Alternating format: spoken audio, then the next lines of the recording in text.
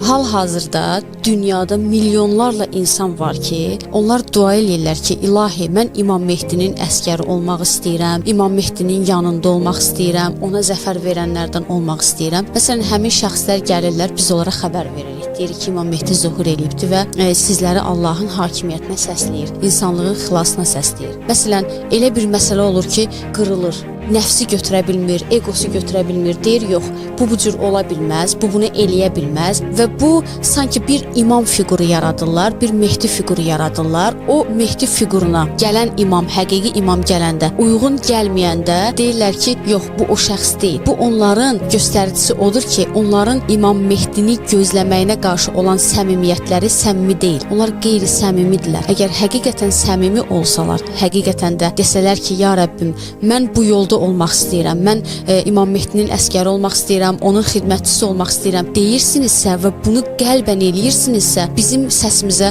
qulaq verməlisiniz, bizim səsimizə səs verməlisiniz, bizim haqqımızda araşdırmalısınız, Əhməd Yusuf və Nur dini barədə araşdırmalısınız ki, biz sizə nə qədər doğrunu deyirik, nə qədər yanlışı deyirik, istəyinizə, o arzunuza həqiqətən də çata biləsiniz və bu arzuya çatmağın da əslində səbəbi mən bir növ belə başa düşürəm. Biraz belə deyə də bu məsələni necə izah edeyim? İnsanın istəyinə qarşı sevgisi o qədər böyük olar ki, bütün istəklər, o egodan gələn, nəfsdən gələn istəkləri qırar keçər. Yəni məhv eləyər keçər. Sən mənim qarşımda nəsən ki, mənim sevgim bunların hamısından daha üstündür. O sevgi ki, ilahidən gəlir və ilahinin höccətinə də itaət etmək istəyir. Onun yanında olub ona zəfər vermək istəyir.